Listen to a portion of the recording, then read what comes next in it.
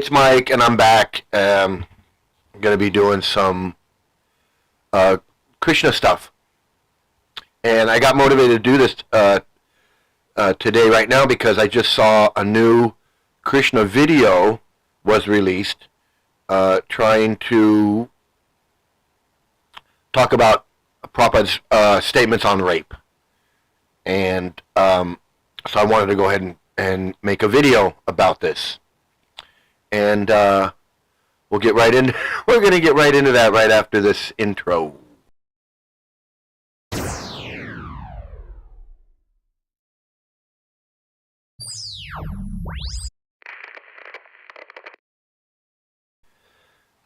So the intro is actually an opportunity for me to take a drink of coffee, because I have my coffee right here. And I don't need to run the intro to have a sip of coffee, but I do.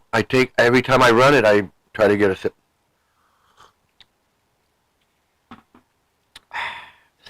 So before I get into the rape thing, let me just run a clip that just popped up, and I said, let me take a look at this, and I ran it, and I thought, you know what? Let's take a look at this. Let's take a look at this.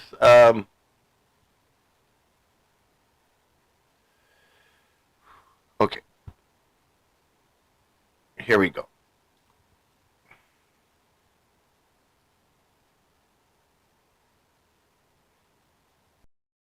भी field पे उतरती है वो चाहे police हो let me see what happened. हमेशा उसी मामले पे क्यों सवाल उठाया जाता Okay, let me stop that right there. I don't know what happened. Let me see if I can find. Let me see if I can find it. Okay, here it is. You gave an interview where you said that I hope it doesn't happen again. I hope this doesn't happen again, but let's give it a try. Let me see what I can do here. I'm obviously not a pro. I'm probably not a pro at this. Okay. Here we go. you gave an interview where you said that India is regressive and depressing. So why would you like to come to this country and find true love? I think you need to do your homework well, because I said Indian society is regressive for women. See the interview again, and Why do you think Indian society is regressive for women? I'll tell you exactly why. This is my point of view. With female feticide, infanticide happening on almost a daily basis, with gang rapes making the headlines of every newspaper, with honor killings. Today only I tweeted about it. Today I read in the paper, according to UNFPA, 40% of Indian women, 40% are married below the age of 18. I think it's a very, very regressive state for women. And I stand by it. You gave an interview.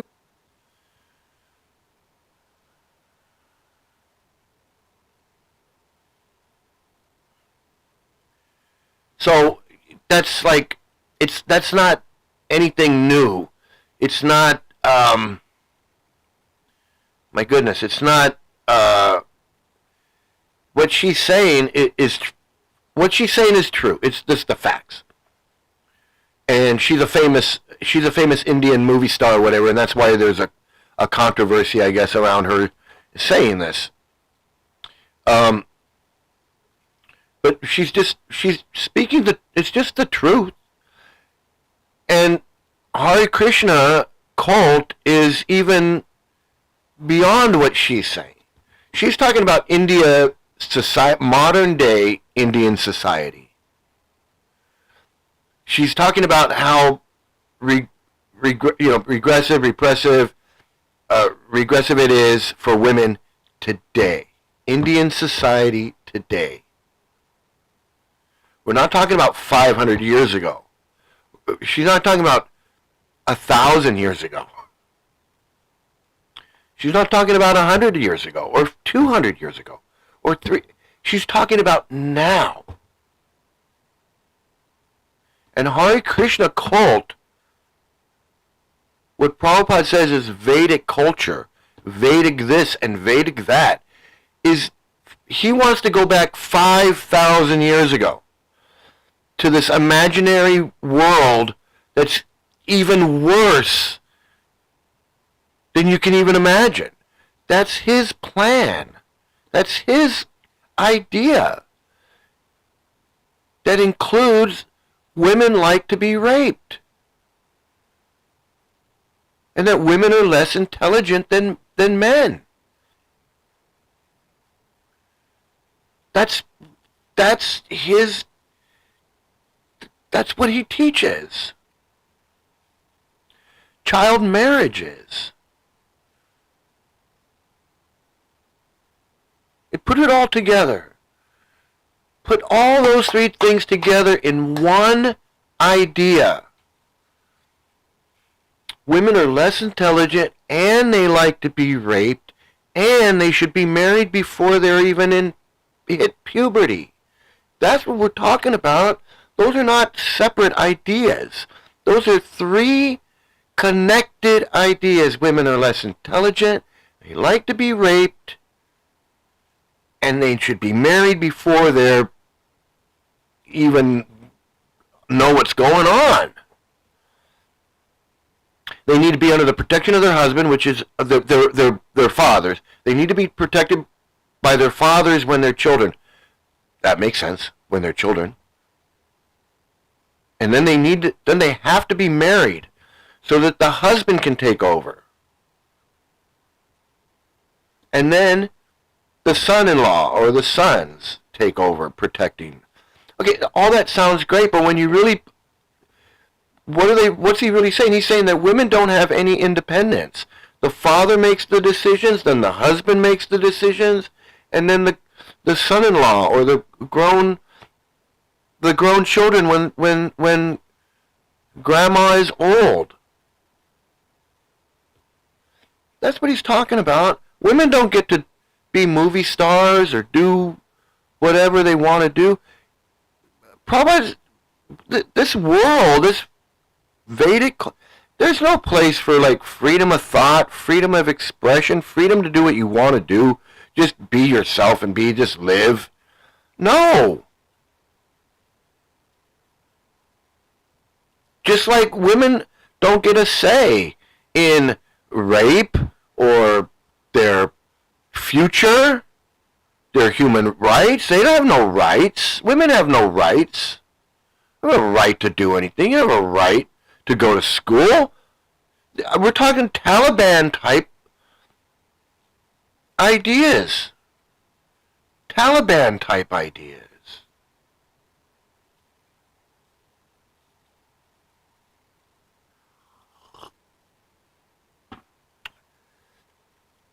That's what this cult is really about. All you got to do is watch some of these videos by these grown children. The girl that was raped and then married off when she was 13. The boy, the man who, when he was a little kid, he was repeatedly raped as a little boy. The girl that was raped at the festival, and these are not, this is normal stuff for these kids. These are not like, oh, they found two kids that had a horrible upbringing. They almost all of them did. Almost every one of them did. I met this kid who had no teeth because the guy threw him on the floor and knocked his teeth out. I met his dad and the kid.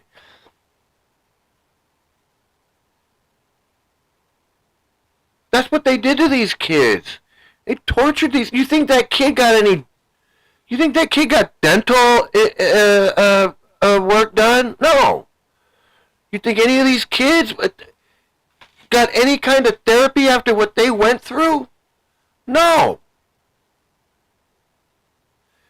They didn't offer they didn't give a shit that the guy in the community touched my daughter, molested my daughter.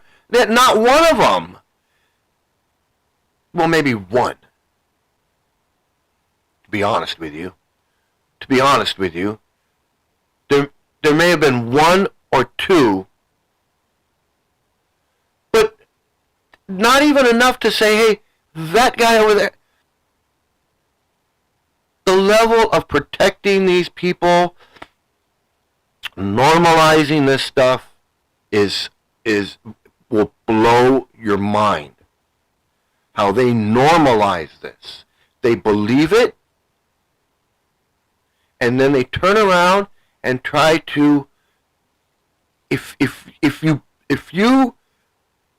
they say women like to be raped, and you challenge them, then they'll say, no, women don't like, you don't understand what he's saying.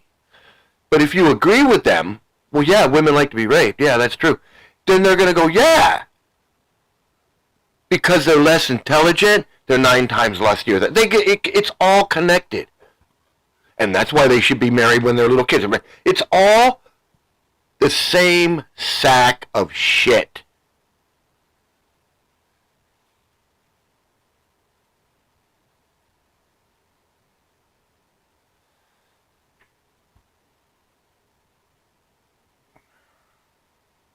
This is what Prabhupada says about rape. First, we'll go to the Srimad Bhagavatam. We'll go to the Srimad Bhagavatam, Canto 4, the creation of the fourth order. This is chapter 24. Chanting the songs sung by Lord Shiva. Okay? And this is in the purport. This is, well, I don't even know if this is in the purport, but let's see what it says. I forgot to ring the bell.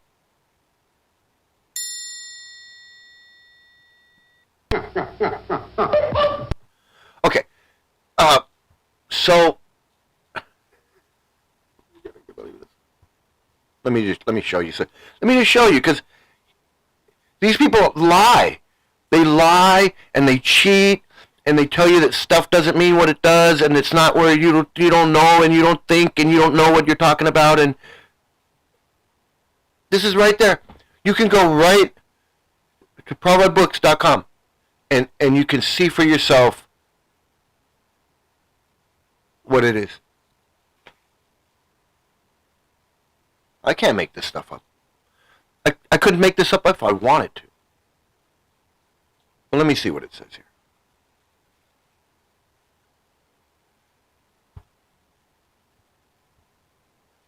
here. I can't even. You have a hard time.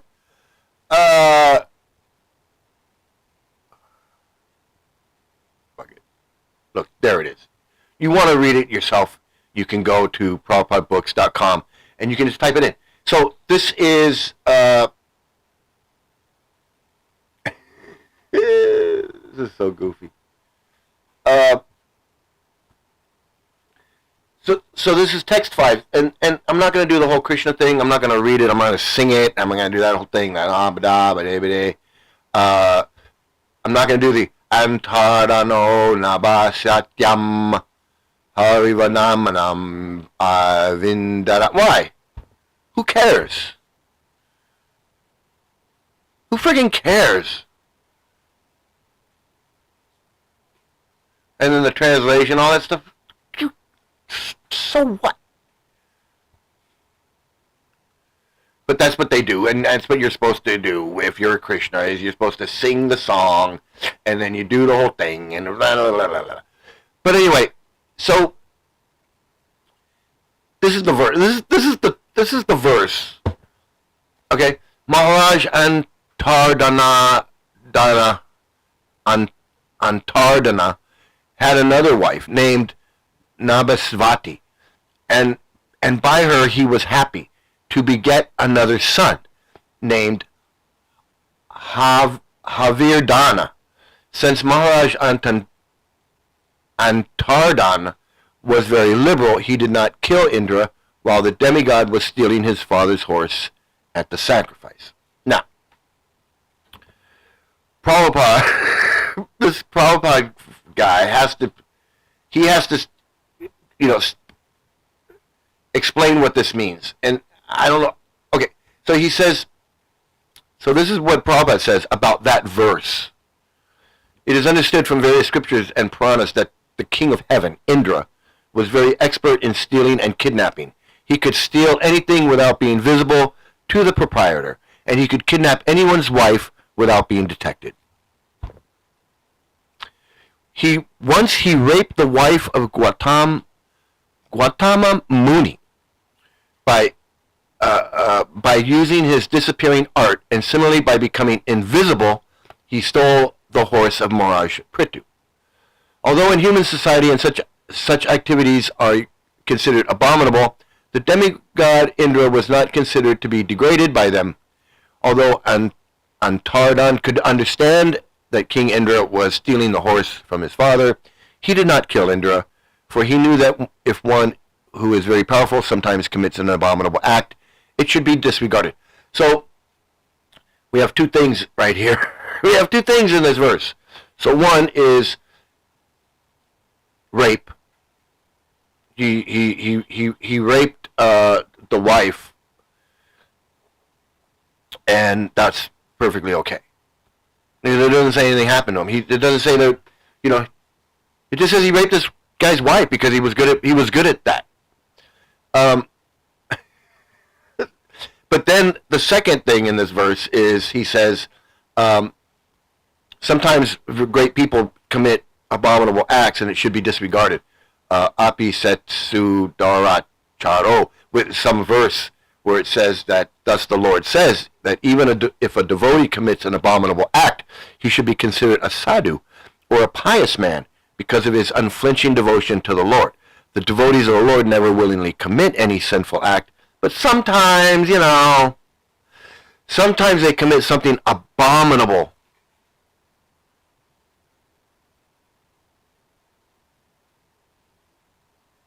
Due to their previous habits. Well, what sense does that make? You're either a good person or you're not. And if you do an abominable act, you shouldn't necessarily let go of it. Now, they do mitigating circumstances. The first offense, if you go to court and it's your first offense, the judge will say, well, you never did this before. You've always been, but you still get 5 years, you still get 10 years, you kill somebody, first offense. Hopefully it's your first offense, you kill somebody. Hopefully you're not a serial killer. The judge is like, well, it's your first offense, you murdered somebody in cold blood, but it's your first offense. But if it is your first offense, you kill somebody, it's your first offense, there could be mitigating circumstances. There's certain things. But a saintly person? You're going to tell me that when a guru is raping little boys in Vrindavan, that we should just let him go because he's chanting Hare Krishna? Because a guru is touching little girls? Raping little, we should just let him go? Like we shouldn't call the police on him because he's chanting Hare Krishna?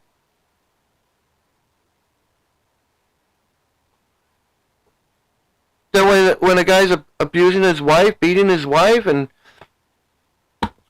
that we should just let him go because he's chanting Hare Krishna?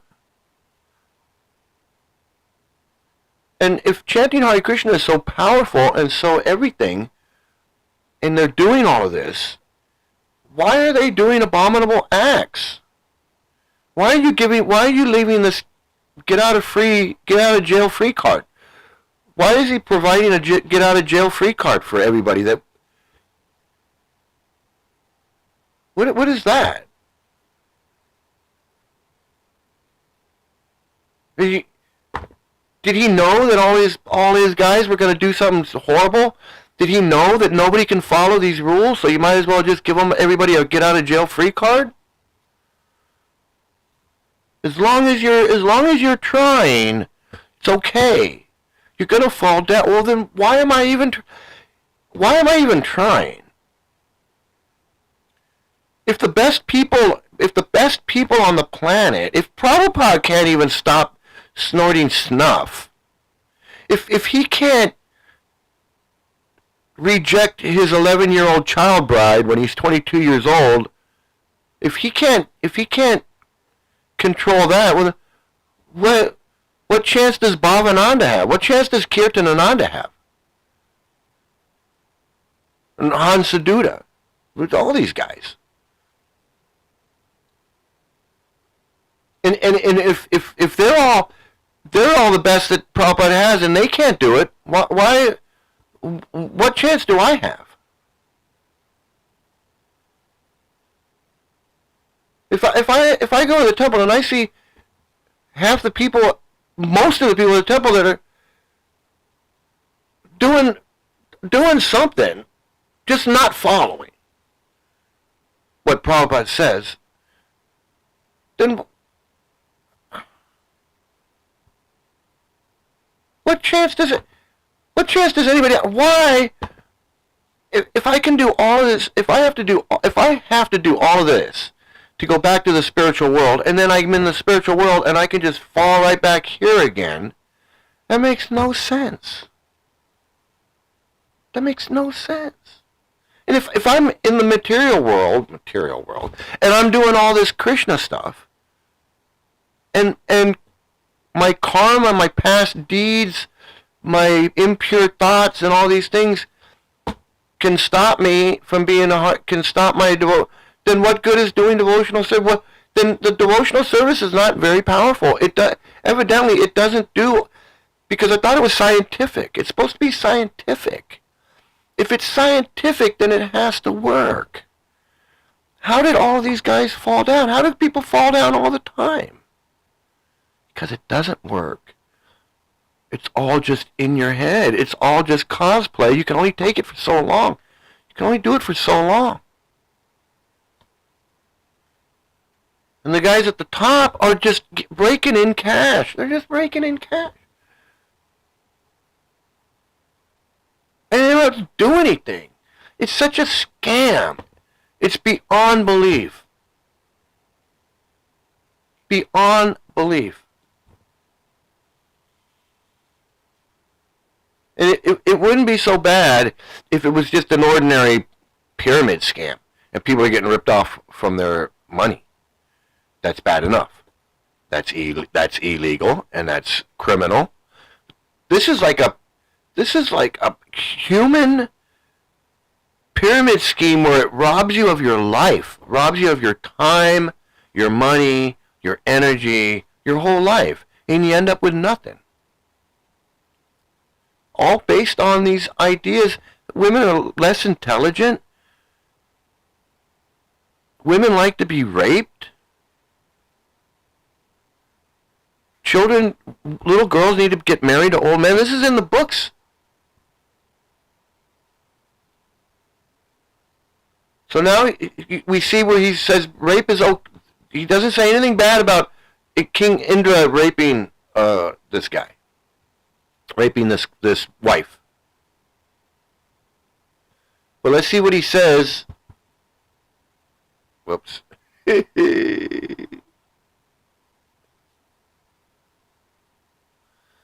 So this is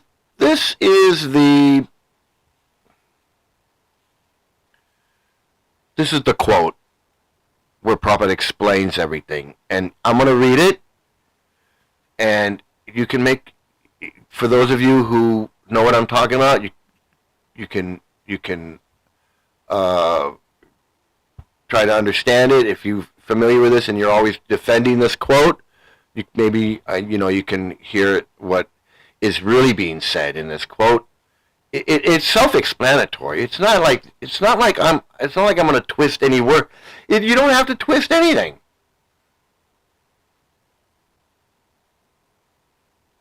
So,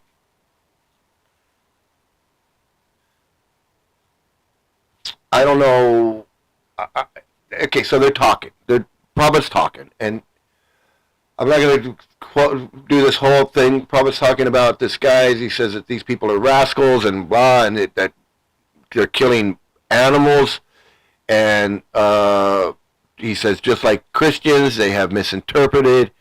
Kill means murder. It is meant for man, that they are making their own lusty desires fulfilled in the name of Bible. That's all. Everyone is doing like that. They are changing. Mass opinion is now homosex. They are passing abortion. They are passing, what is this? This is their business for fulfillment of their lusty desires and greediness. They are bringing the authority of Bible, Bhagavad Gita. This is going on in the name of religion. So he's talking about he's talking about them lusty desires of ordinary people, with homosexuality and abortion and this and that and all this other stuff. So he's really getting into it. And then he's going to say, so then he goes on and he says, the devotee says, they swear on the Bible in...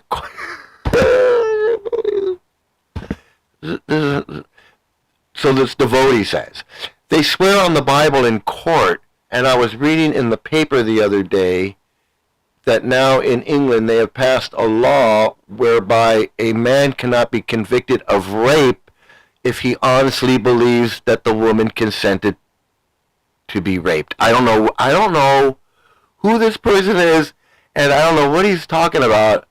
Like in England, they passed a law where I don't know what, but anyway, that's what this guy said. And then Prabhupada says, huh? What is that? Woman?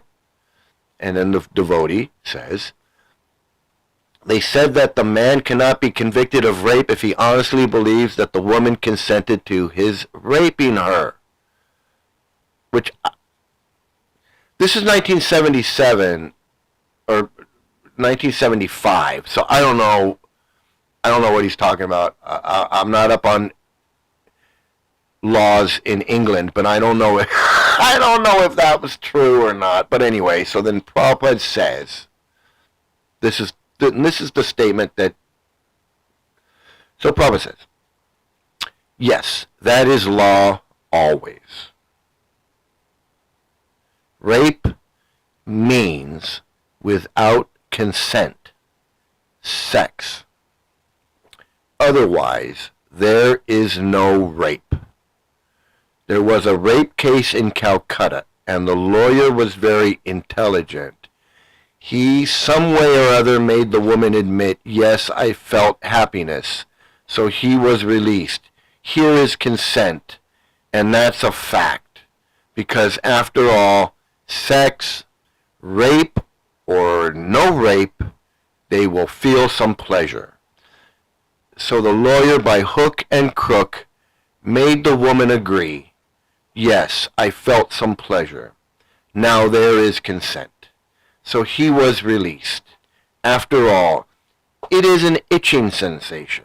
So either by force or by willingly, if there is itching, everyone feels relieved itching it. That is a psychology. It is not that the women do not like rape. They like sometimes. They willingly. That is the psychology. I'll probably say it. That is the psychology. Outwardly, they show some displeasure, but inwardly, they do not. This is the psychology. Devotee 1. So what this law means is that anybody can rape anybody, which is it's just not.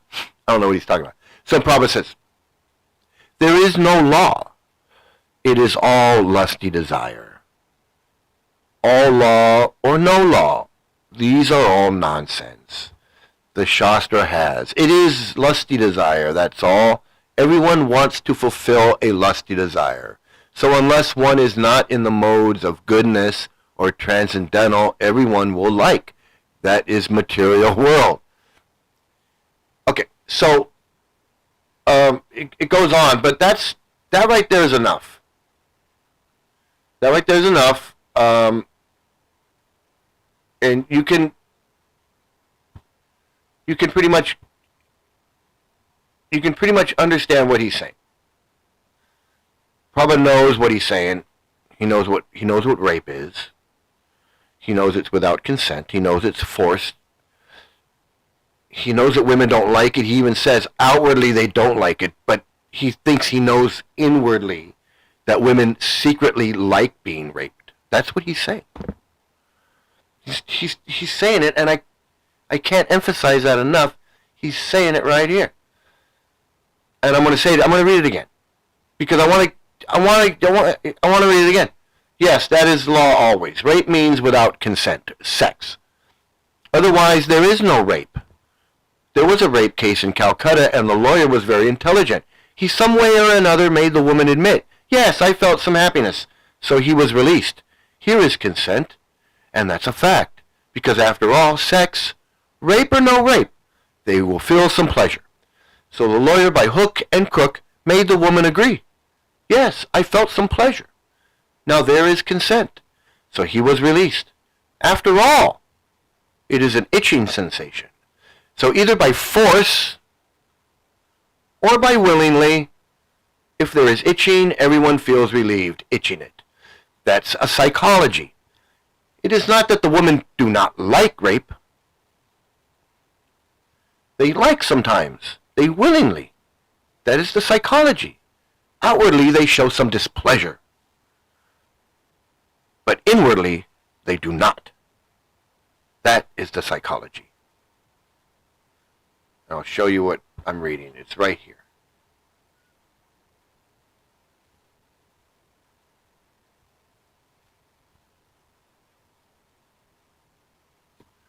It's plain as day.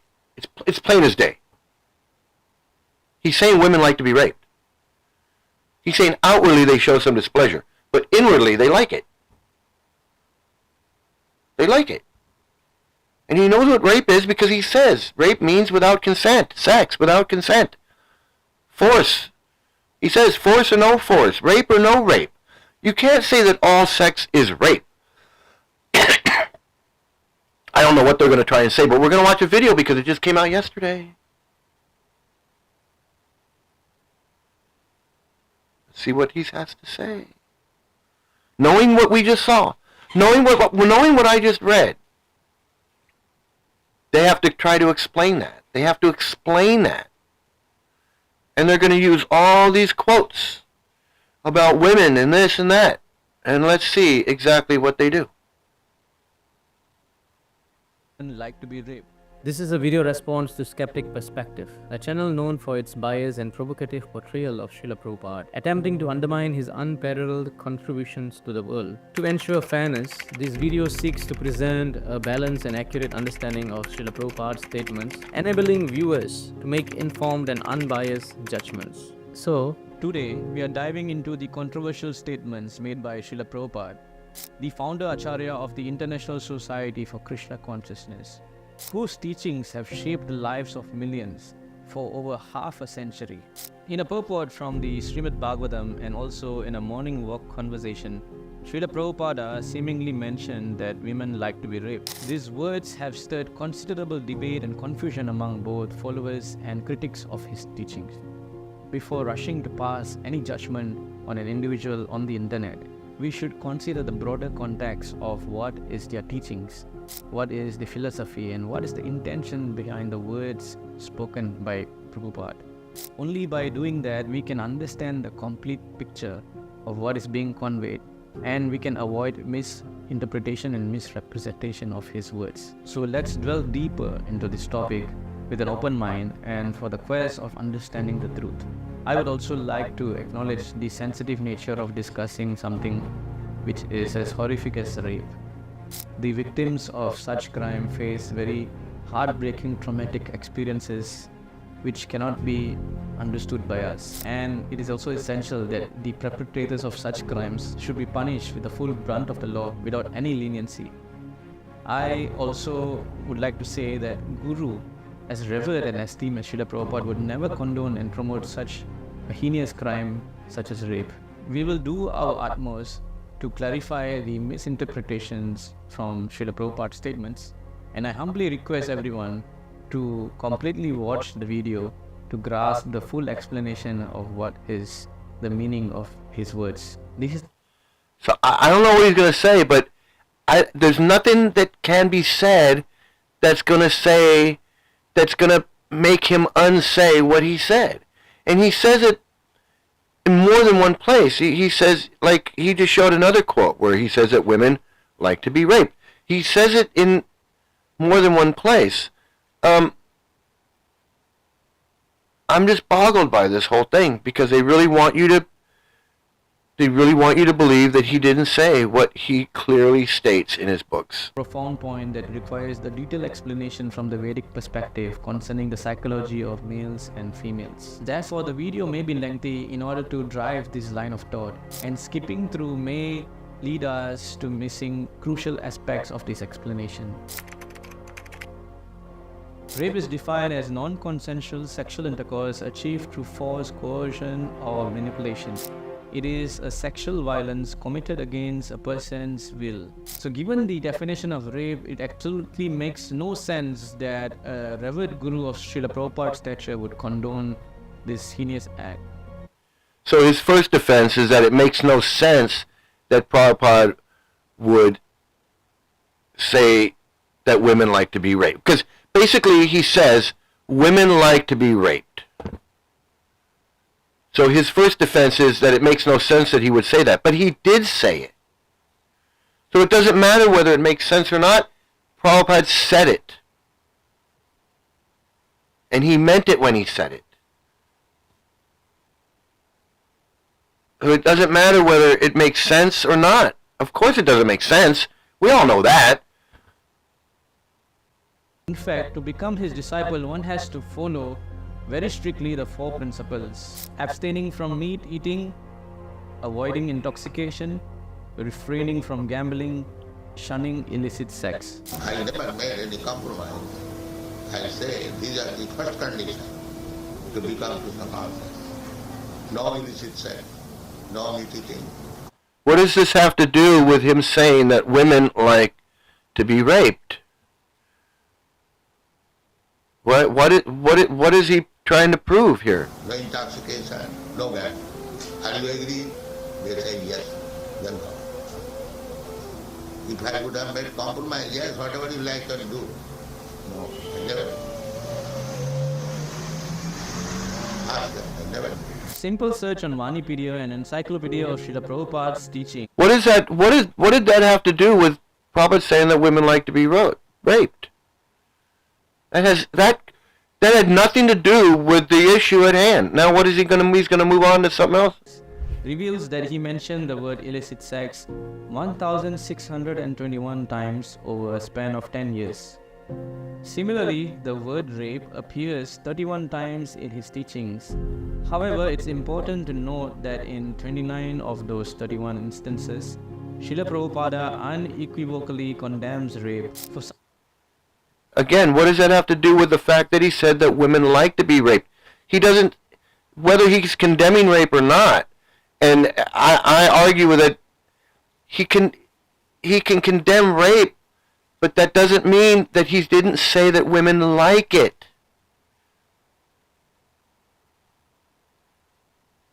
He says in the quote, rape or no rape. The itching sensation is there. He's saying whether a man rapes a woman or he doesn't rape a woman, he's doing her a favor by relieving her of her itching sensation. And that women like it. Of course he's saying don't have sex. He's saying no illicit sex. But what does that have to do with women liking to be raped? One who condemns sex outside of married life, as stated 1,621 times, it does not make sense that on 2 occasions he would promote rape. Here is one example. Again, he's saying it doesn't make sense. It does make sense. Dude, your arguments make no sense. It doesn't make sense that Prabhupada would say this, but he did say it. But he said all this other stuff. Okay, but he said this.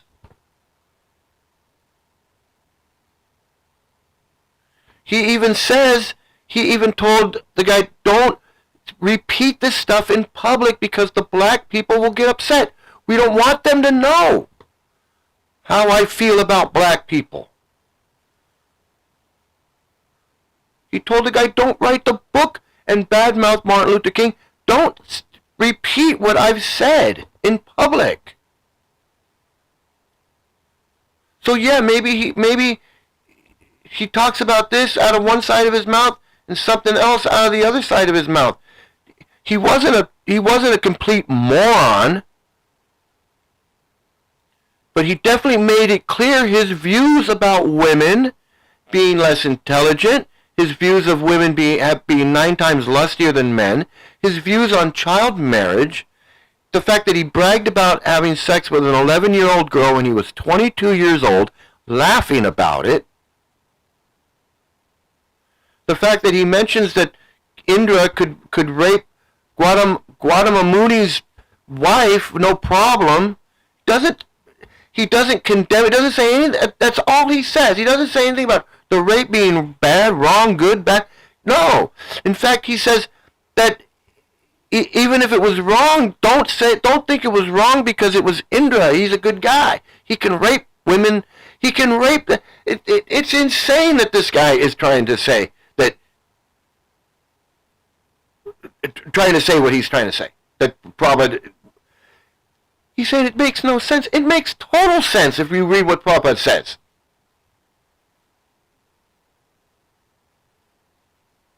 It makes sense to me. Maybe it makes no sense to some. You can fool some idiot who doesn't know what kind of ride they're in for. But I rode this roller coaster. I know all the dips and turns, and I know all the things that come out and scare you and pop up. I know. I've been on this ride. I was riding this roller coaster for 20 years. I know where every twist, every turn, every pop up, everything that comes out. I know it. You can't fool me, try and tell me Prabhupada didn't say that women like to be raped. I just read it. They outwardly they show some displeasure, but inwardly they like it. How are you going to spin that and tell me that Prabhupada didn't say that? Who the fuck? How fucking stupid does he think I am? How fucking stupid does he think you are? If you're a Hare Krishna and you're watching this, and you believe in this guy, go read it for yourself. That's why the guy raped that girl in the festival and went right back up on stage. Right back up on. He didn't give a shit.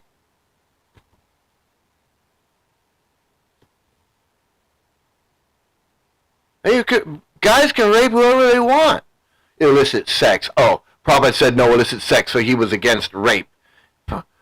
Prabhupada just said Indra could rape someone, and if you think that was wrong, just repeat that verse. Repeat the magic verse. Makes everything go away. Fucking disgusting, man. And this guy's up here talking like, oh, it makes no sense that Prabhupada... Yeah, because you're in a fucking cult, dude. On how he condemns rape and calls it animal behavior. If a bull or male cat or dog sees a female, immediately he will rape her. Yet he will not be punished. But if a human being does that on the street, he will be arrested at once. The inclination to rape is there in both animal and human being, but a human being is supposed to control himself. Indeed, human life is meant for self-control. The more you control yourself, the more perfect a human being you become, and the more you allow your senses to run loose, the more animal you are. Innocent or What the fuck does that have to do with women like to be raped? Yeah, he's saying don't rape women. He's having a moment of clarity and saying, yeah, the bull rapes the female cow, whatever, in a moment or whatever. But if a man does it on the streets, he's immediately arrested and thrown in jail. Well, yeah, because that's what we do. But what does that have to do with the fact that he says women like to be raped?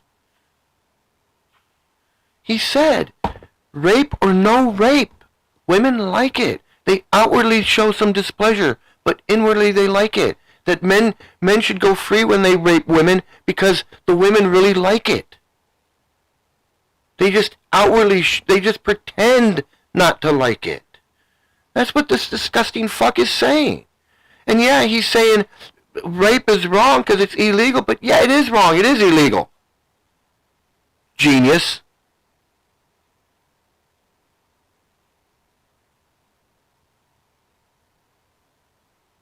You see how these guys operate?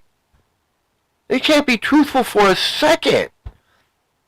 How about addressing the quote? How about addressing the... They're going to show you every friggin' quote they can and not talk about... They are very much harassed after the war by the victorious party. You know, the soldiers are given freedom to rape the woman. In another conversation, it is evident that Srila Prabhupada was very clear. He just said that they could rape the women, that they were given the freedom. Prabhupada's saying that that's okay.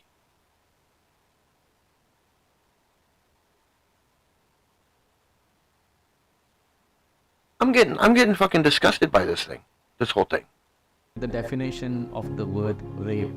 Some devotees argue that he may have had a different definition, but that is not the case in this conversation. To love the other as I shall kill him. That is not love. That is threatening. No, Prabhupada explains what rape is in the conversation that I showed you. Prabhupada says, by force, otherwise there's no rape. Force, sex. That women like it, that they outwardly show some displeasure. If it wasn't rape, why would they outwardly show displeasure? The fuck, man? Love is reciprocal, voluntary, good exchange of feeling. Then there is love. Not by force, that is rape.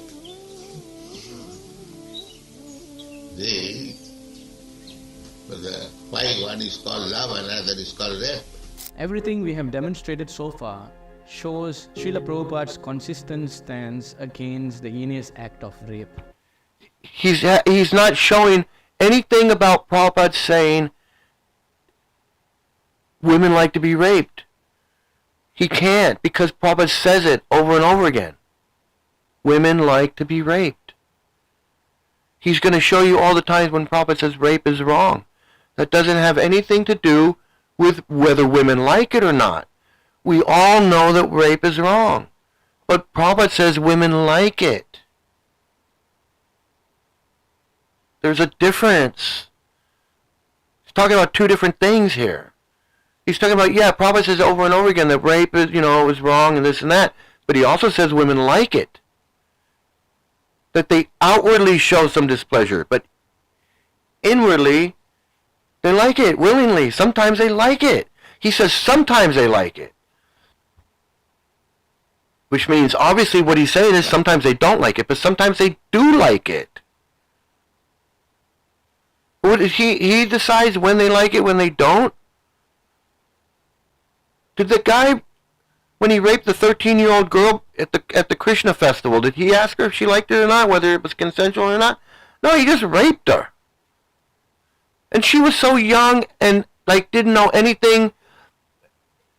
She didn't even know she was raped. She didn't even know. She didn't even know what had happened because she didn't even have sex education.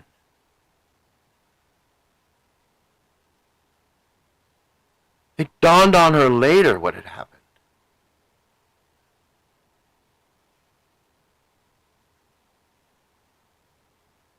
Where does this guy think that he can just go rape some girl behind a thing?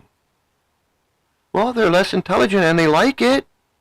I'm doing her a favor. I'm scratching her itch for her. And this guy's going to sit up here and defend this crap. This guy is going to sit there and defend this crap, man. Do you understand how this cult works? This guy wasn't defending this shit before. He thinks that he's doing something good by convincing people that Prabhupada's not saying what he's saying. Meanwhile, they got friggin' children being raped, boys being raped, girls being married, girls being raped and then married. It's a whole fucking shit show. And this guy's sitting there talking about, oh no, Prabhupada didn't say this or that. Well, where did you guys get all these weird fucking ideas from? You goddamn right you got it from him. Therefore, the idea that he would condone rape is not supported by the extensive body. Again, he's talking about condoning rape, and that's not what we're talking about. Taught his disciple to adhere to the bhakti and dharmic principles, which includes abstaining from illicit sex throughout his lifetime. Now arises the perplexing contradiction of why should Prabhupada did not abstain from sex throughout his lifetime. Prabhupada had sex with an 11-year-old girl when he was 22 years old. He raped her, and she cried, and Prabhupada tells the story and he brags about it and laughs about it because Prabhupada thought it was funny that he was a 22-year-old man making an 11-year-old girl cry because he just raped her. He thought it was funny. And that's where this guy gets the idea that he can take a little girl behind the stage of the Krishna festival and rape her and then just go right back up on stage like nothing happened. Prabhupada did it? You really think an 11-year-old girl understands what marriage is? What that means? What sex means? Prabhupada was a disgusting fucking pedophile fucking tooey. Fucking disgusting. Prabhupada mentions rape 2 times so casually. Let's first analyze the story of King Pur. Yes, he mentions rape twice, casually. And we got to hear how he really felt about it when he revealed himself in a casual setting, just shooting the shit. Because Prabhupada says, in a casual setting, when he's shooting the shit, that you can say anything in a casual setting if you're shooting the shit, just don't put it in your books. But little did he know that he was being recorded. They recorded everything this fucker said. That's why we know he said all this disgusting shit. Because they were recording it, thinking that he was friggin' the next goddamn Dalai Lama or something. And we got a recorded history of every fucking disgusting thing Prabhupada said about every disgusting subject that went through his disgusting fucking head.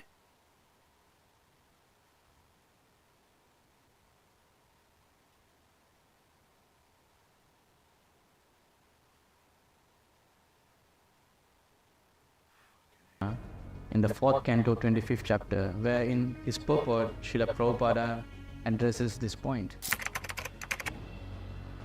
This chapter highlights the enlightening conversation between Narada Muni and King Prachina Barisar, who was engaging in various animal sacrifices. Narada Muni, the spiritual master, became very compassionate upon the king and decided to instruct him about spiritual life. In order to educate Maharaj Prachina Barisar, Narada Muni tells the allegorical story of Puranjana. This story illustrates the journey. So you see how they're going to talk about everything but the statement that I read.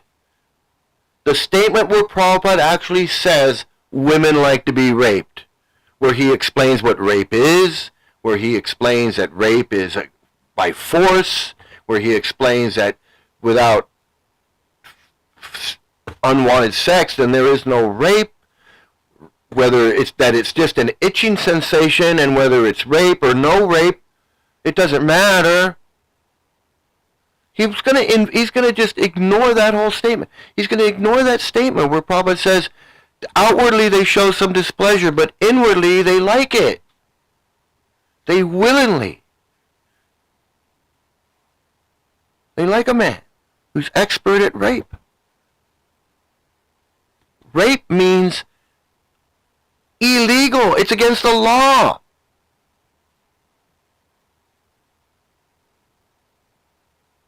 They just keep everything but that conversation is to want to talk. He'll probably get to it eventually once he's brainwashed everybody with all this other stuff. Now he's going to talk about the journey of the soul through one body to another body and all this stuff, material. The What? conditioned soul, and how one becomes entangled in material existence due to the influence of material intelligence. Actually, King Puranjana is none other than Maharaj Prachinabarisat, and Puranjana means one who enjoys in a body. King Puranjana, being consumed by insatiable desires for sense gratification, embarked on a quest to find a place where his every desire could be fulfilled. Eventually, he arrived at a magnificent city with 9 gates, symbolizing the human body. Within this metaphorical city, he stumbled upon a captive. This has nothing to do with Prabhupada saying that women like to be raped, that rape means without consent, and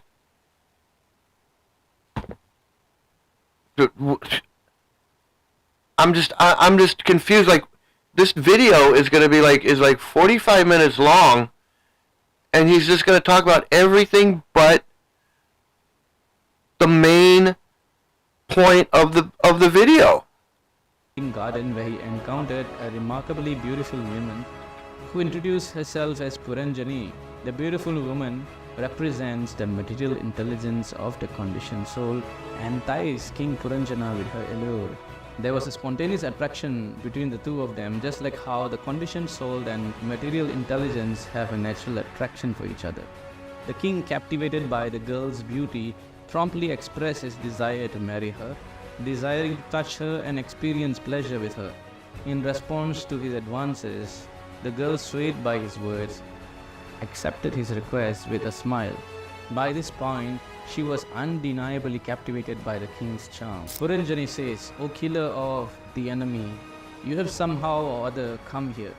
This is certainly great fortune for me. I wish all auspicious things for you. You have a great desire to satisfy your senses. I shall try in all respects to fulfill your desires. Oh my dear hero, who in this world will not accept a husband like you?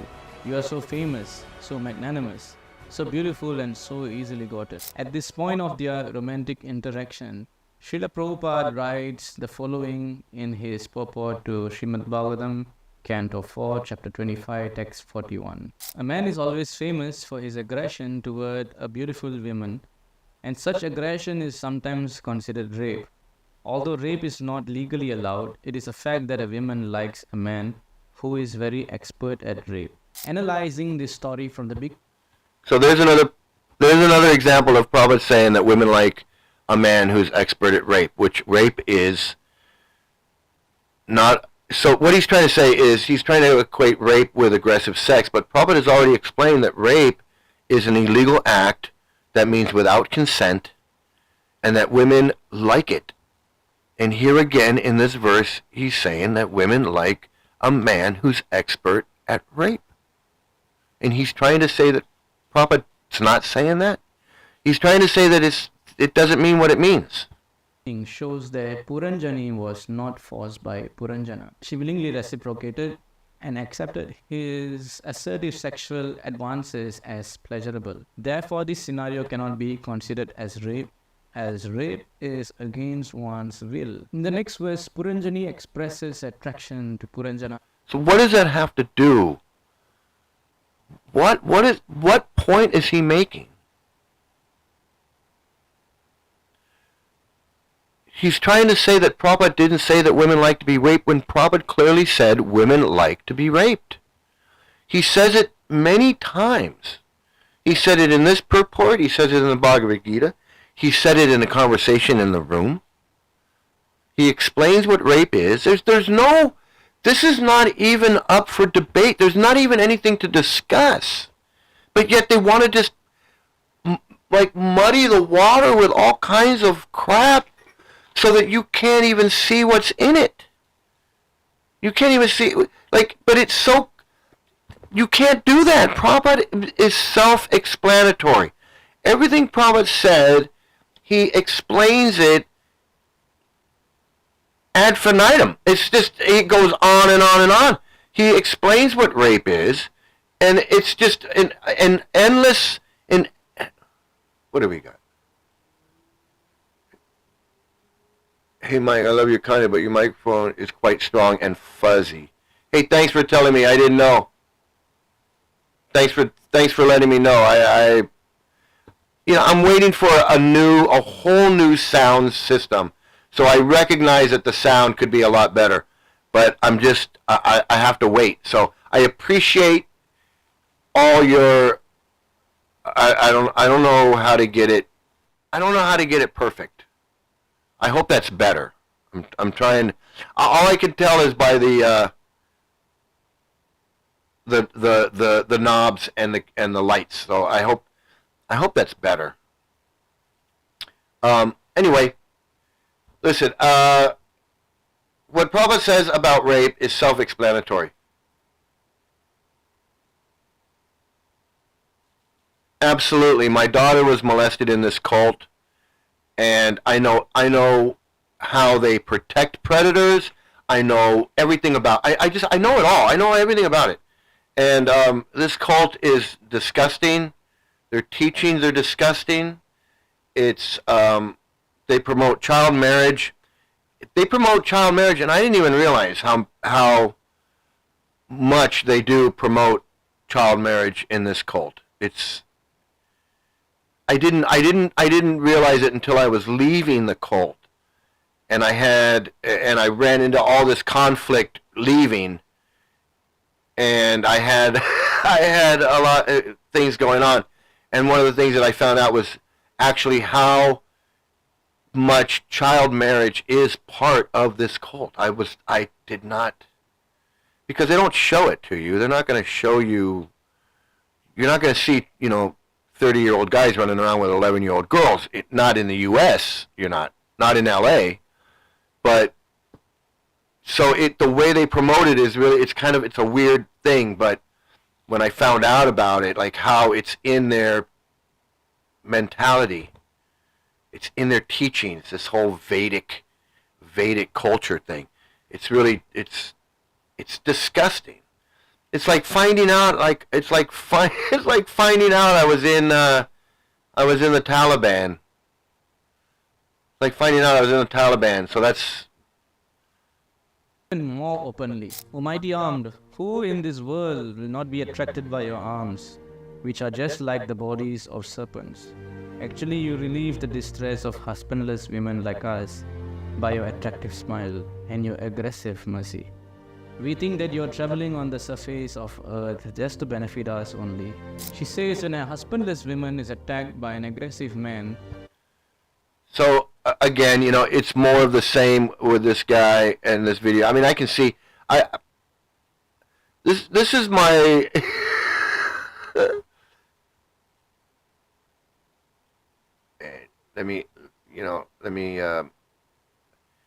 this is my big fault is I start these videos and I do my reaction, and my reaction is always anger and frustration, and I get pissed off, and then I stop watching because I can't take it. I can't take it anymore because I know, like if I wasn't in it for 20 years and I was just an anti-cult guy and I'm watching these things, I'd be watching it from the outside, and I'd be interested in it, and I would be like, oh, I'm gonna learn, but I already know, and I know like all the behind the scenes stuff. Like it's kind of like when if you work in if you work in a business, you know what happens behind the scenes. Like if you're working for a plumbing company, you know what goes on behind the scenes. The person with the broken pipe, they get on the phone, they call the plumber shows up in a truck, he fixes the thing and he leaves. The person doesn't know everything that's going on back in the company. They don't know about the dispatch, they don't know about invoicing, they don't know about billing, they don't know about accounting, they don't know about HR, they don't know about the hiring, they don't know all that's going on. They just know that they get on the phone, they call the plumber shows up, they pay, they go, oh, that's it. So it's the same thing with these cults. Like if you're on the outside of a cult, you go, oh, people get a book and then they read it and then they join and then they become a cult member and then they are brainwashed and then some of them leave. But they don't understand how all that's working, how it all happens, how it all breaks down, and how it affects your head, and how it's traumatic and causes PTSD and just triggers, so many triggers and so many things that I didn't even realize. And I've been out for so long, and I'm still triggered by certain things I didn't even realize. I'm totally, totally triggered by things. You don't want it in your neighborhood. Nobody wants it in their neighborhood. You don't want it in your neighborhood. Nobody wants it in their neighborhood. Most people don't even realize what's going on. Okay, you want to know about how child marriage goes on? Okay, yeah, it does go on in Australia. The way it happens is, the way it happens, that's not funny. The way it happens is people join in Australia, in Perth, or Sydney, or any temple. People join. And then, if it's a single guy that joins, young guy, and let's say he joins and he's in there for a couple of years, and he goes, you know what, I want to get married. So he goes to the temple president in Australia, and he goes, hey, I want to get married. And the temple president goes, oh yeah, okay, we'll find you a wife. So he gets on the phone and he goes, hey, I got this guy here, I got this horny guy here. He needs a wife, otherwise he may leave. We got to get him a wife. So they go, well, okay, well, there's nobody, we don't have any girls anywhere in Australia. Okay, well, let's go. What about, where can we find a young girl? Well, maybe, does he want to go to India? Does he want to go to Mayapur? Does he want to go to Vrindavan? Does he want to go to Bangalore? Does he want to go somewhere? Because there, we got some girls there. Yeah, he said he'll go to Mayapur. Okay, yeah, well, we got a girl. We'll find him a 13-year-old girl. 11, 12, 13-year-old girl, if that's what he wants. And he doesn't have to blow up a building to do it. He doesn't have to go suicide bomb anybody, and he can have himself a 12, 13-year-old girl. Now, if you watch that video that I did of where I watched the video of that girl, she said she was born in L.A. and she ended up in England, and then she ended up in Mississippi, and she wasn't even 11. She's been molested a bunch of times. She's only 11 years old. She's a grown woman now. She's telling her story. She goes to a Krishna festival. She's molested up to the age of 11. She goes to a Krishna festival in Virginia, in West Virginia. At 13, she gets raped by some guy who's on stage. He gets off stage, takes her behind the thing, he rapes her, and then he goes back up on stage and leaves her on the dirt road. She's telling the story. This is her story. This is her story. Then her mother, they go to Australia. I think they go to Sydney. They go somewhere.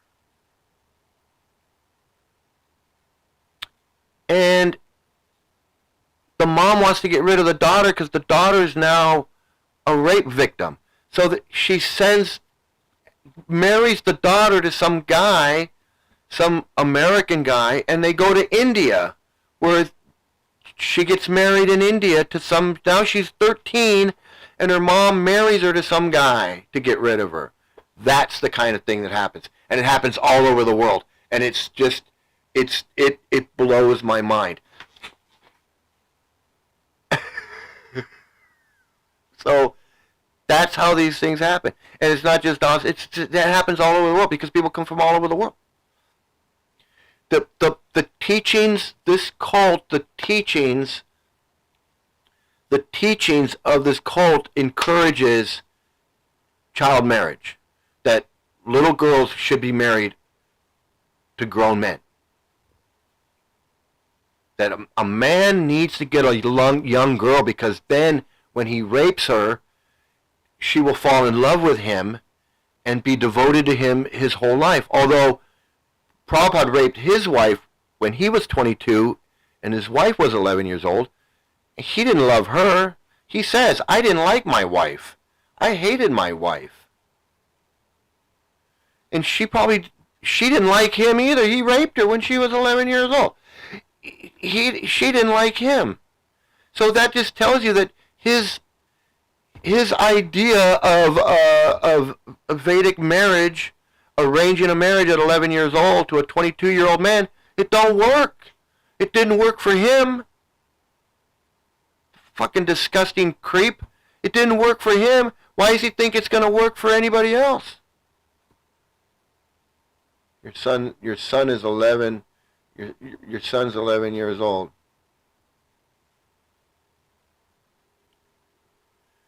It is sad. I am bringing it to light because a lot of people don't know. I didn't know how prevalent this child marriage is. Now, I always knew that they like 11, 12, 13-year-old girls, but it's not like you go to a Hare Krishna temple and there's an old guy with an 11-year-old girl sitting there as his wife. No. But if you go to India, I'll tell you this, I'm gonna tell you this.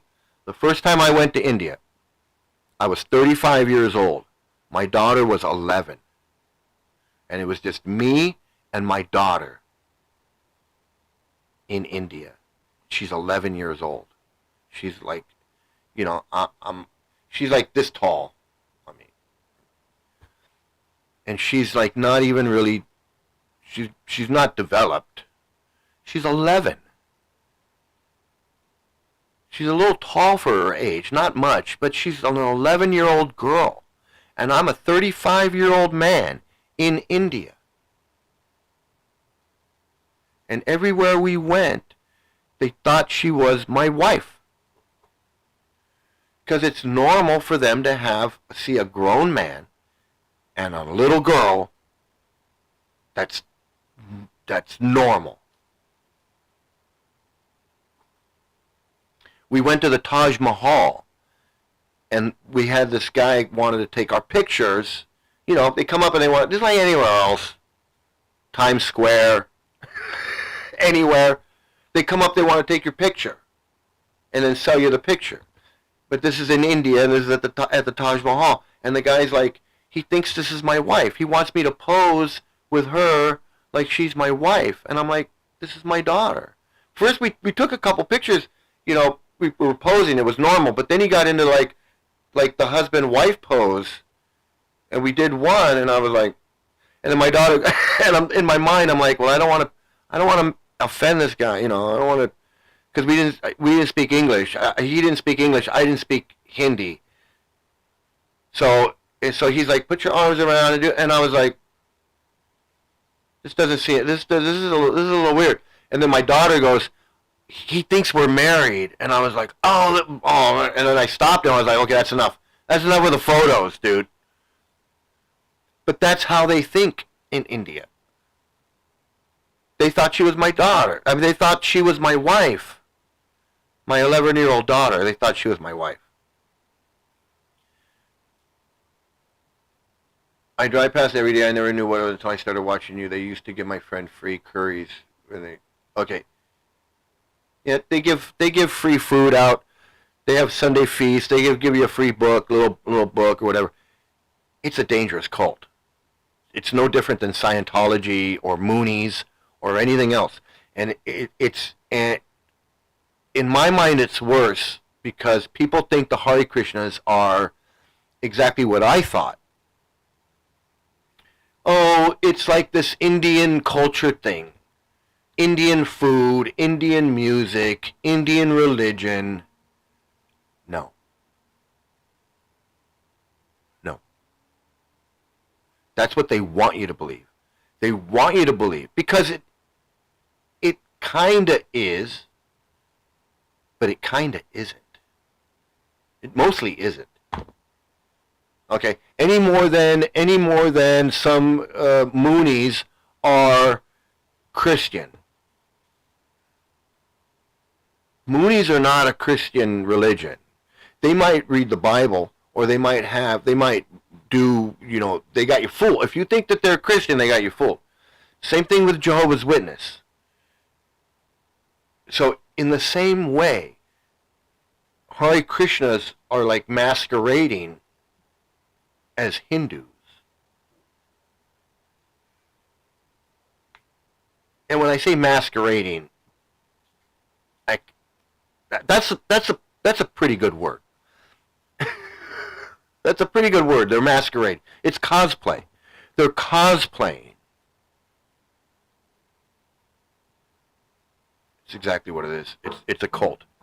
So if you have an open mind, then you're going to be like, oh, it's not a cult. It's, that's what everybody thinks. And that's what they're going to tell you. It's exactly what they're going to say.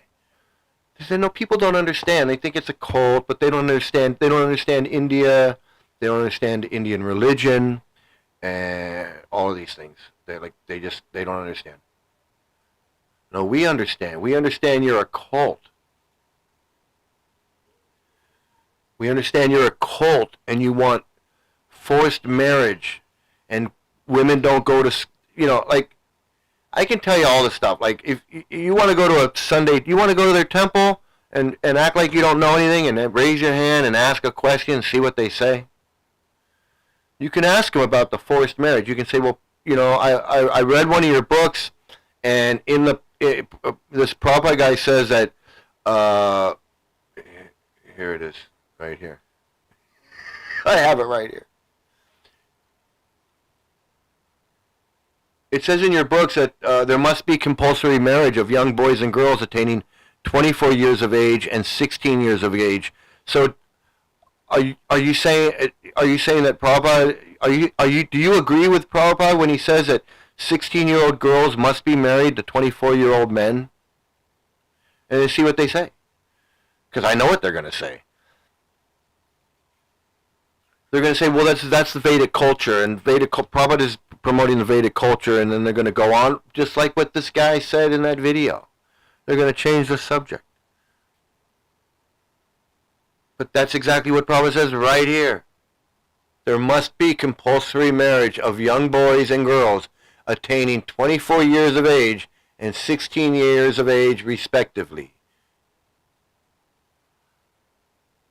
And I can show you many other places where Prabhupada says many other things. And you can just ask them. Prabhupada says that 51% of black people are drunkards and drug addicts. Is that correct? When I read that? I read that in the conversation that Prabhupada was having. Am I supposed to believe that?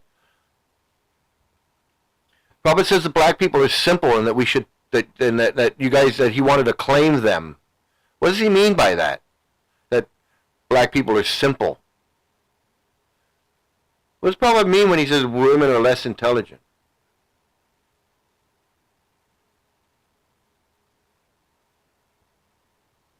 Right here, Prabhupada says, right here.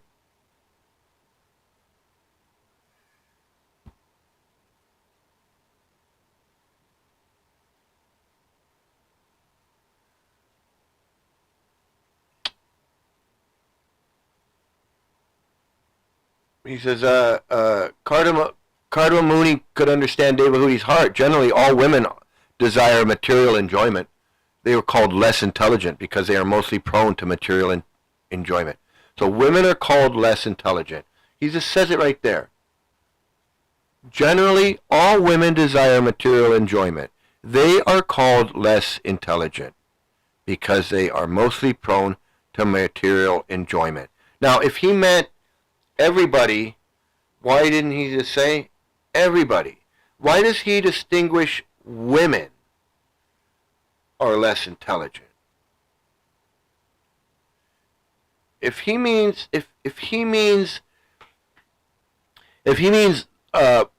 women and other worker, whatever, I don't know how they explain it away, but they do. if he means all sudras, basically what he's all sudras, women, and he says sudras and women are less intelligent.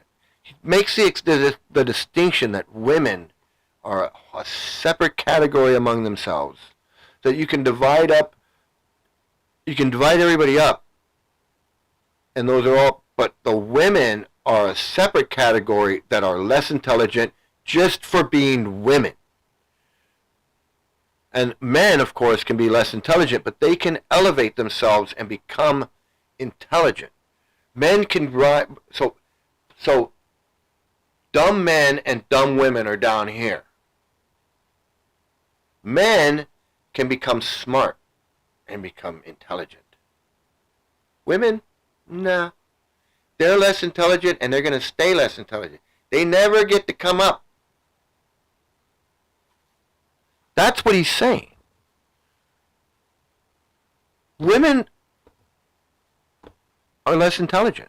They have to be controlled by their husbands, their fathers, their husbands, their sons. They never get independence. How can a woman get independence when she's married at 11 years old, 12 years old? If a woman is married at 11 years old, what kind of childhood does she have? What kind of self-determination does she have? What can she decide what she wants to do? Can she become a doctor, a lawyer, whatever?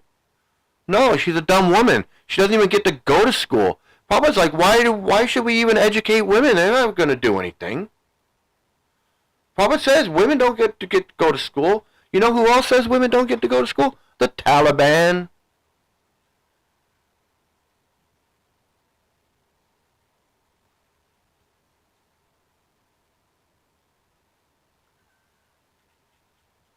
Wow, how presumptuous. I'm definitely not a materialistic person and consider myself intelligent. I might have to go in there and uncover and see what's what. Well, yeah, I mean, yeah, you can. You know, you can't. I mean, if you want to, yeah, do your own do your own research. Do your own research. See what kind of bullshit they give you, and you can report back. You can report back and tell me what goes on. But yeah, I mean, I know all the crap. And it's funny how, you know, they want to say, just like the guy was trying to say, well, rape, he's, you know, I don't know he never addressed the fact that Prabhupada said women like to be raped. He talked about everything else. So they're going to talk about women are less intelligent. Yeah, Prabhupada says women are less intelligent, but what he's saying is all these other people are less intelligent. Well, then why does he single out women? Why doesn't he just say, you've got intelligent people and you've got less intelligent people? No, he says you got intelligent people, you got less intelligent people, and then you got women less intelligent. Then you got less intelligent women. Like, you can take all the less intelligent people, and then you got to separate the women because they're even dumber, because they're women. I mean, seriously, I'm not trying to like, you know, beat a dead horse, but what I'm trying to say is, this is how they try to explain it away. Just like they try to explain away the rape. Well, he means aggressive sex. No, that's not what he means. He doesn't mean aggressive sex. He means rape. He says rape means rape. He says rape means without consent. He says rape means without consent. He doesn't say aggressive sex or rough sex or any of that. But they want to steer you in that way. And not so much you on the outside. These videos are for people on the inside. These videos are for people on the inside so that they can be reinforced that Prabhupada doesn't, you're not understanding it correctly. So that you don't come to your senses and bounce out. That you don't do what I did. I was in for 20 years, and when I started putting all the pieces together, I started, you know, I was out of there. Because how can you not? You can fool yourself some of the time. You can go, okay, you know, like the lady that got raped. She said little cracks formed in her thinking. Like little cracks start to open up. Little cracks start to open up. But once the crack is so big that you can't even step over it, like it becomes a chasm. It's a crevasse now. It's like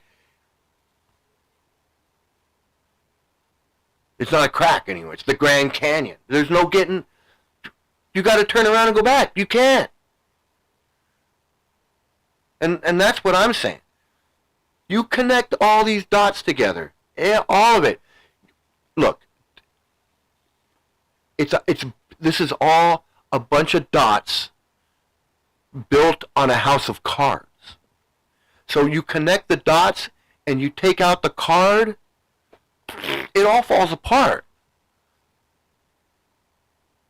Women like to be raped. Children got to get married at 11 years. Girls got to get married at 11 years old. Women are 9 times lustier than men. And if a man does anything wrong, hey, you got to accept it. It's okay. That's why they excuse each other. All these gurus are buddy-buddy with each other because they know that when they do something wrong, they want their buddies to protect them. I'm going to protect this guy because when the time comes, I need protection. If women aren't intelligent, then how come most teachers are female? Well, Prabhupada put mostly men in charge of the schools, and the boys were raped. All the kids were. See, Prabhupada didn't even care about teachers being credentialed. Credentials? That's for non-devotees. If you're a Hare Krishna, you're more qualified than anybody. If you're a Hare Krishna, you're the best of the best of the best without having to do anything. You're automatically the best person on the planet just because you're chanting Hare Krishna. And if you're a lawyer, you're the best lawyer. And if you're a plumber, now you're the best plumber. There's no qualification in the Hare Krishnas. You don't have to do anything. Just be a Hare Krishna, and all of a sudden you're the best of the best. So you don't have to be a teacher. You just have to be a Hare Krishna. Now, automatically, if we stick you in the school, guess what? You're the best teacher there's ever been.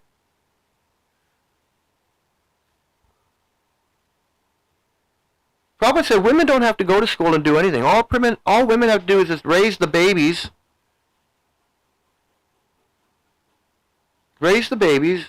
And then, maybe make some clothes and make some flower garlands, and that's enough. They don't have to go to school. They're less intelligent. They like to be raped. They have half a brain. Let me finish up with, where is this one where? So if you look in the books, The Science of Self-Realization, you're going to find a conversation. It's really interesting. And let me explain, because I got to finish up real quick. So Prabhupada was interviewed by this woman, Sandy Nixon, and this was in 1975, and it was kind of a contentious interview. It's on videotape, or it's on film. There's a video of it, and probably all Prabhupada's disciples are sitting around, and she's sitting there and she's asking questions, and Prabhupada's answering them. And Prabhupada doesn't like the questions, and he doesn't like being questioned by this woman, because Prabhupada's a woman hater. So he resents the whole idea that this woman is going to interview him. So it starts off, she's asking him normal, what is Hare Krishna, whatever. Then she gets into some more questions he doesn't like. And he shows his displeasure. And he starts to insult her. And then his disciples join in insulting her. And it's a revealing conversation. Now, if you go to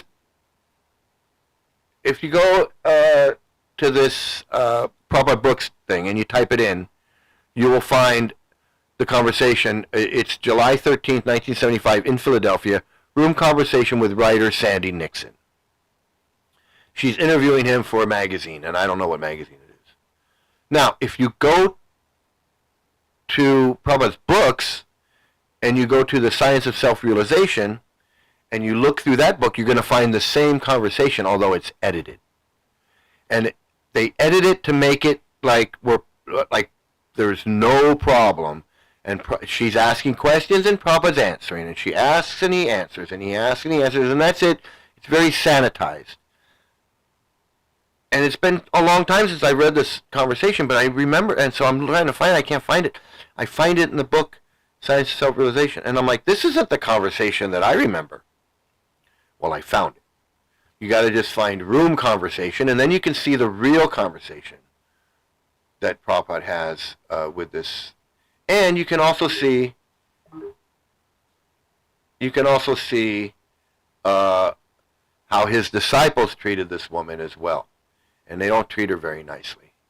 So, but here's one thing that they left out, because here,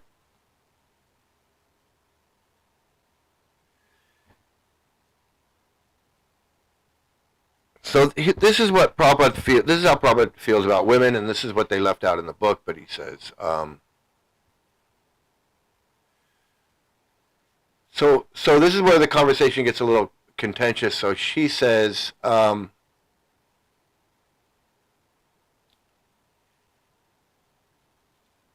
this is where you're not allowed to, he says you're not allowed to take the Vedas symbolically. They have to be taken literally. So here she says, Sandy Nixon, can the Vedas be taken symbolically as well as literally?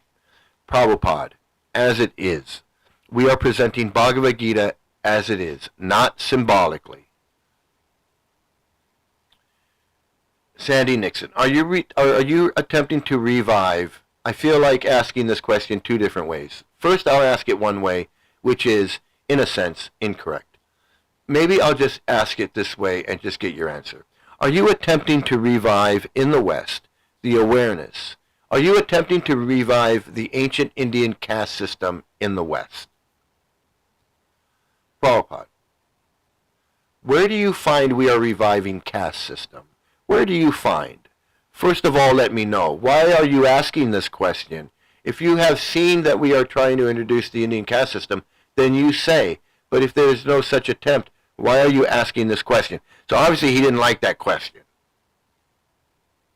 Basically it's a yes or a no question. But basically he didn't like that. He didn't like that question because he is trying to revive the Indian caste system. It's exactly what he's doing. He says Vedic culture, the ancient Vedic culture, ancient Vedic culture. She's smart enough to know what that means. Ancient Vedic culture means the Indian caste system, because that's what the ancient Vedic culture was. There was no ancient Vedic culture, but Vedic culture means caste system. So she says, well, because a lot of people are interested, Prabhupada, no, a lot of people, you are also one of them. So where do you find that we are trying to introduce caste system? First of all, find out where is the attempt. Then you ask question. Otherwise, it is irrelevant question. So he did not like that at all. Sandy Nixon. The Gita mentions the caste system. Prabhupada. Gita, what mentions? Do you know? Sandy Nixon. The 4 castes and an untouchable caste. Prabhupada. What is that? On the basis of what? Sandy Nixon. I can't locate it directly, but the Prabhupada, Brahmananda, who has said that this is caste system? This is not caste system.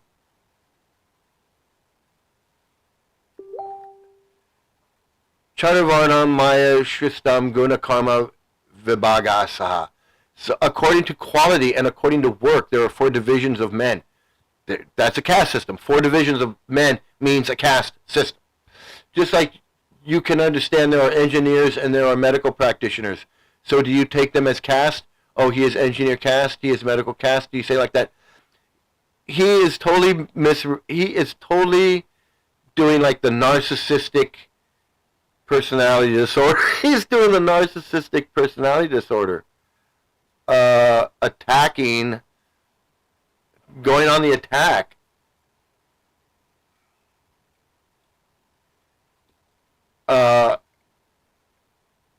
Sandy Nixon says, I don't want to say what I feel because I'm recording you. Prabhupada, I'm asking you. This isn't his interview of her, this is her interviewing him. Okay, Sandy Nixon, well, I think there's always been caste. It's just we don't recognize the fact that they're there. Prabhupada, no, recognize means if a man is qualified medical man, we accept him as medical man. If a man is qualified engineer, we accept him as engineer. Similarly, Bhagavad Gita suggests, not suggest, it is there. There are 4 classes of men. So he's saying, yes, a caste system. But anyway, we get down here and she says, here's another kind of on that line. How do you feel about women's lib? Jayatirtha. She wants to know about the women's liberation. What is our feeling about women's liberation? Prabhupada, I don't want to discuss because as you have asked, I may explain that how foolish women are being cheated by the intelligent man. See, he says, men are intelligent and women are foolish. Women are less intelligent. Women are less intelligent. Woman devotee. Srila Prabhupada is liberating everybody who chants Hare Krishna. So she's under the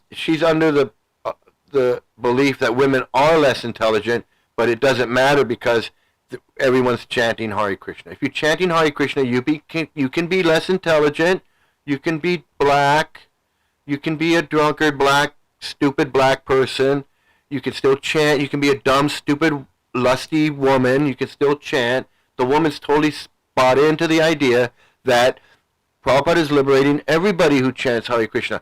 So what she's saying is, yes, black people should have been slaves, but Prabhupada's liberating them. Women are less intelligent, and he's liberating them. He's liberating all the racist, sexist people he don't like. He's a racist, sexist creep, but he's so nice. He's liberating everyone. Prabhupada, they have given, in your country, they have given you liberty. Liberty means equal rights, is it not? Man and woman have got equal rights. Sandy Nixon, they're trying in this country. Prabhupada, all right, trying. But you women, you cannot see that this so-called equal rights means cheating the woman. Now I say more clearly that a woman and man meet. Now they become lover, they have sex, and the woman becomes pregnant, and the man goes away.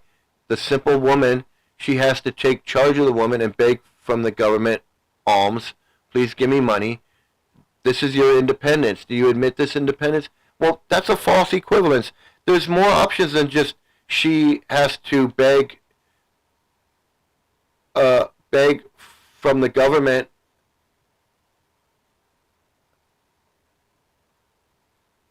The simple woman, she has to take charge of the child and beg from the government alms. Please give me money.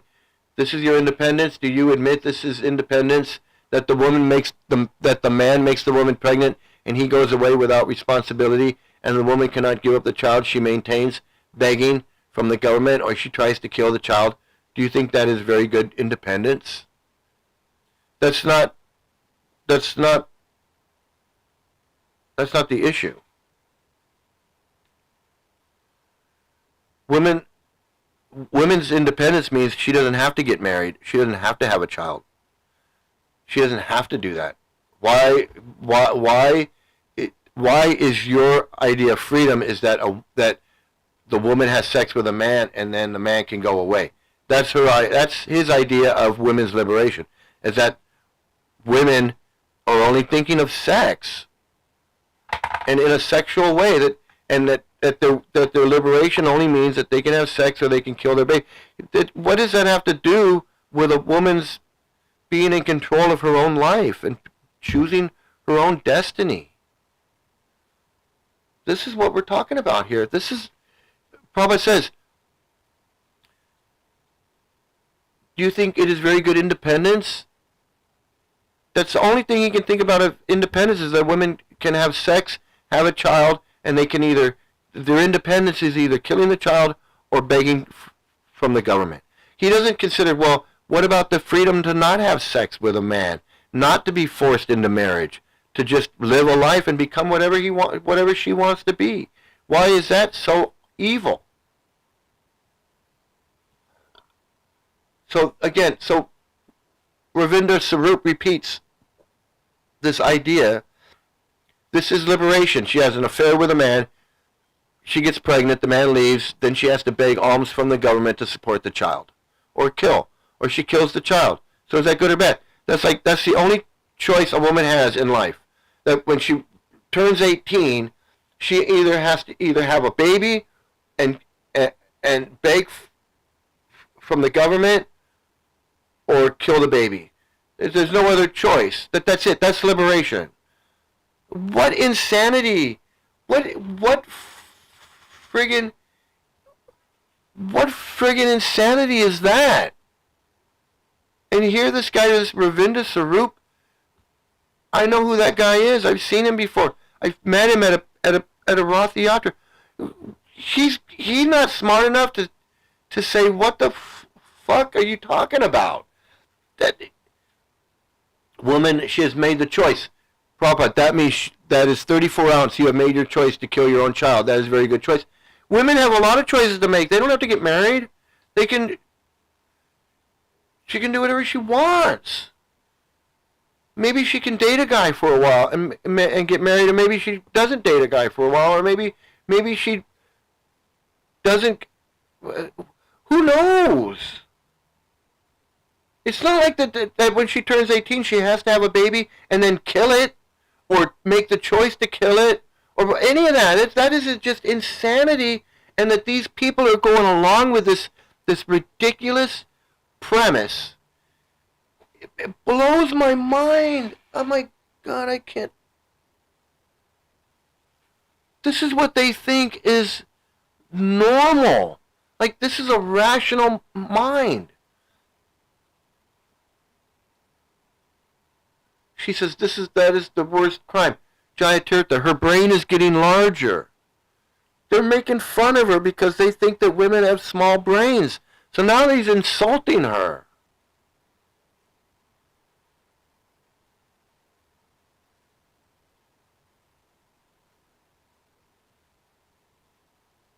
It's just, they're so insulting to her, and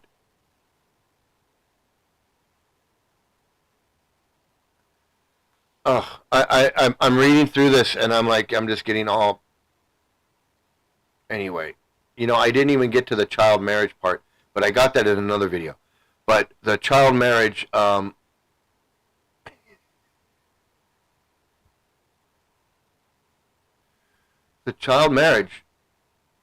I did get through that. The actress mentioned the child marriage at the beginning of the video, so I covered. Women are less intelligent, women like to be raped, and they promote child marriage. And those really are the top 3 destructive teachings of this cult. I mean, there are other ones. The homosexuality is bad, is harmful, causes a lot of problems. Pedophilia and other sexually repressive crimes of sexual power, crimes of sexual domination, sexual torture, mental torture. I mean, it goes on and on. It goes on and on, and I'll go on and on about it in another video, at another time. Right now, I'm going to end this class of deprogramming. All you Hare Krishnas out there that have been watching, you Scientologists, I want to give a shout out to everybody who's protesting Scientology. Good for you. I'm with you all the way. Everybody, Audit LA, the DOA, Streets LA, everybody. Dan Walks LA. Everybody. I'm with all of you. If you're protesting Scientology, I'm with you, and I don't care what you're doing. I don't want to know what you're doing when you're not. I don't want to know what you're doing. I don't want to know your private nasty habits as Oingo Boingo. Nasty habits. I don't want to know your nasty habits. I don't want you to know mine. I don't want to know yours.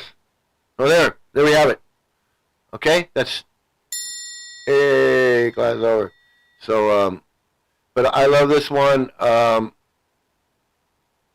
love this clip. You saying you want a piece of me? You want a piece of me? You got it! So that's the show for today. I want to thank you for watching. Like, share, and subscribe. Please, like, share, and subscribe. Share is important. Get this video out. They're trying to, they take over the Pride Parade. They take over the Martin Luther King Day parades. They took over any parade, and they're basically the most evil, destructive, horrible pedophile cult you're going to find anywhere. So we got to get them out of our neighborhoods, out of our communities, get people out, keep people from joining, spread the word. Have a great day, a great night, great morning, great afternoon, great whatever you're having, wherever you are, and have some great luck, and please stay out of a cult. And let's watch this one, I guess.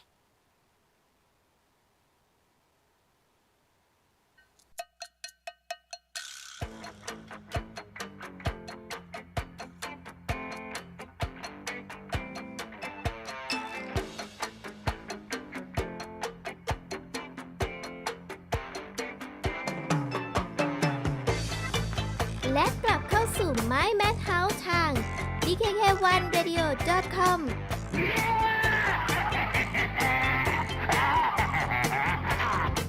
I'm smart. I'm like everybody.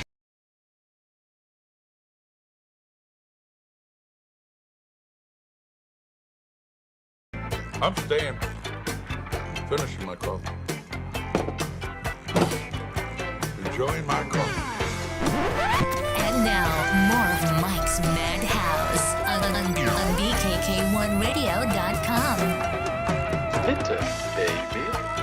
There's more here than meets the eye.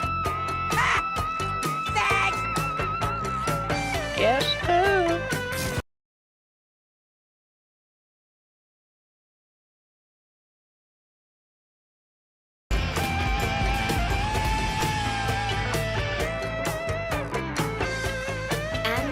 It's time for the Dumb American on Mike's Madhouse.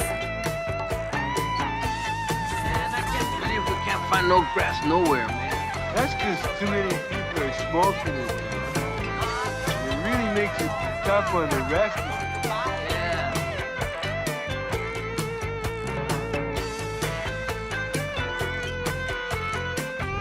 Back to dope tunes and stupid talk with White Boy Mike on Mike's Madhouse.